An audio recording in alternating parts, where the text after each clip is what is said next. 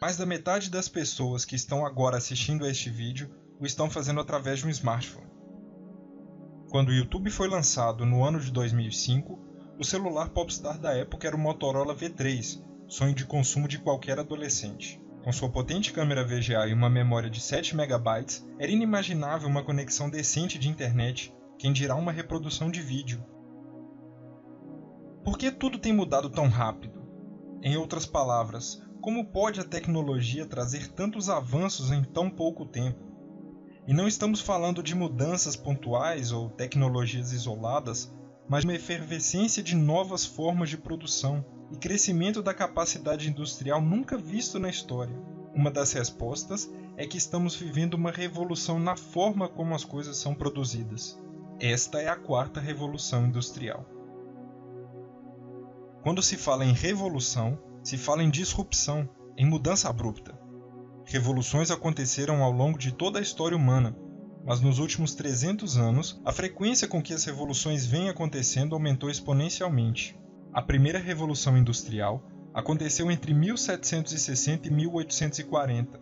Era a migração definitiva dos meios de produção artesanais para o surgimento das máquinas, em especial aquelas movidas a vapor. Talvez pode-se dizer que a primeira revolução industrial tenha sido a maior disrupção até então do cotidiano dos seres humanos, tamanha mudança no estilo de vida das pessoas da época. Nos anos que se seguiram, veio a chamada Segunda Revolução Industrial. Ao contrário da primeira, a disrupção com a realidade anterior não foi tão grande. Aliás, pode-se dizer que ambas as revoluções são complementares.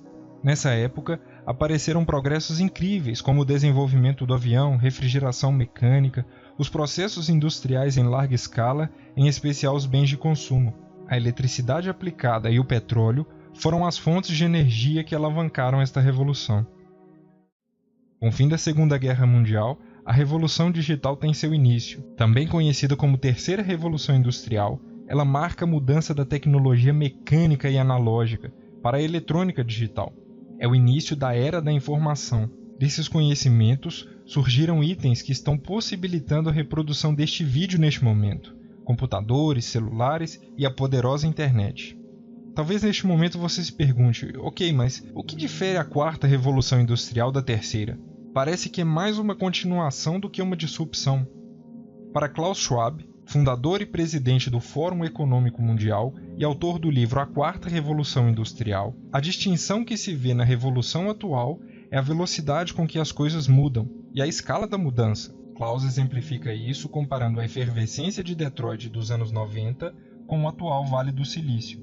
Em 1990, 1.200.000 trabalhadores geraram um valor de mercado das 3 maiores empresas de Detroit de 36 bilhões de dólares. Já em 2014, 137.000 funcionários produziram nas 3 maiores empresas do Vale o valor de mercado de 247 bilhões de dólares. No momento deste vídeo, a Apple sozinha vale mais de $1 trilhão e conta somente com pouco mais de 80.000 funcionários. É ou não é rápido?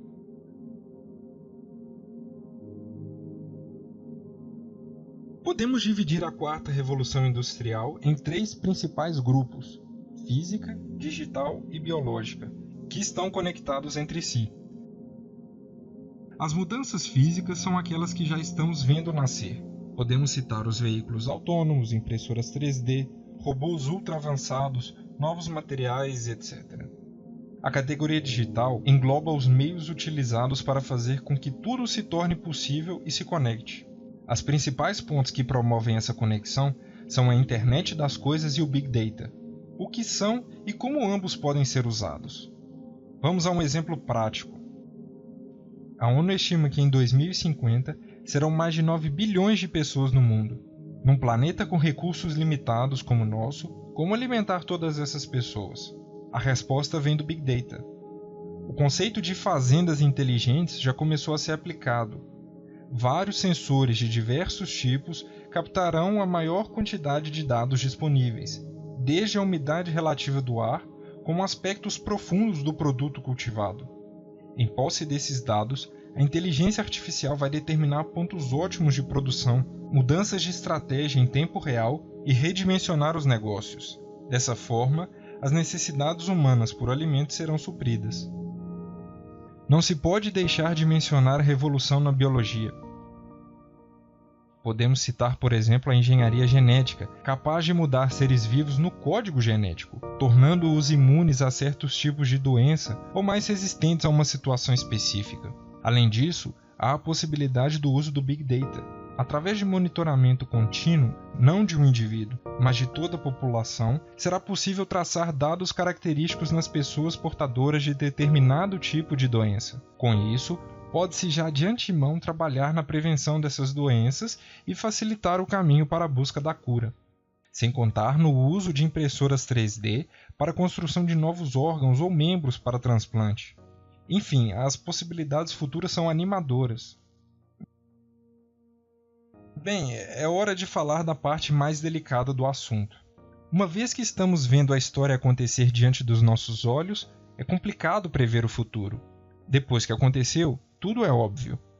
Porém, alguns indícios do que está por vir já nos têm sido apresentados. Klaus Schwab, do livro A Quarta Revolução Industrial, tenta resumir os efeitos em uma palavra: empoderamento. Empoderamento da relação do governo com os cidadãos, empoderamento das empresas com os funcionários, empoderamento entre acionistas e clientes, entre nações, enfim. A disrupção causada pela digitalização de tudo virá acompanhada de uma mudança profunda nas relações econômicas, sociais e políticas. É claro que desse viés podem se tirar ótimos benefícios. É notável que ocorrerá aumento da produtividade industrial, desenvolvimento de novos tipos de economia, como por exemplo a economia compartilhada. Os negócios se aprofundarão globalmente como nunca antes. Nações pequenas e pouco expressivas poderão se desenvolver economicamente e proporcionar conforto e qualidade de vida a seus cidadãos. Mas haverão desafios e dificuldades que exigirão enormes esforços para contorná-los. A mais conhecida é a destruição de várias profissões e inúmeros postos de trabalho. Klaus sustenta que há profissões mais suscetíveis a serem substituídas por robôs. Por outro lado, algumas áreas necessitarão de mais gente qualificada.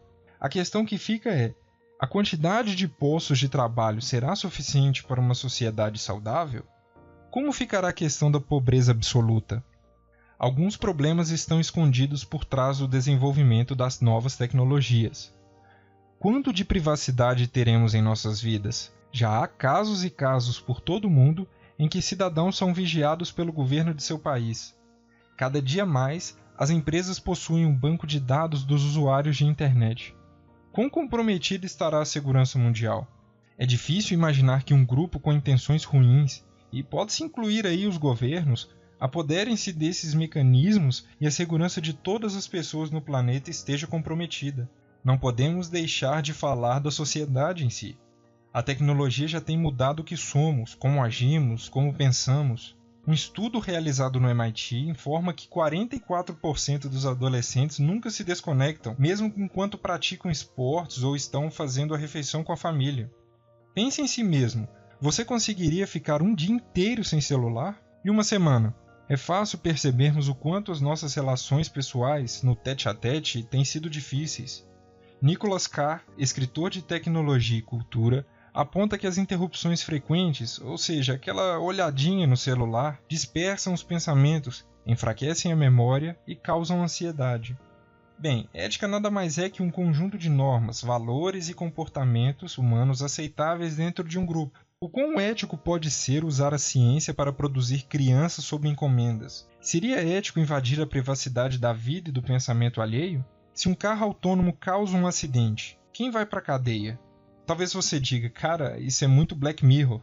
Não, não é. Isso é realidade e já está acontecendo.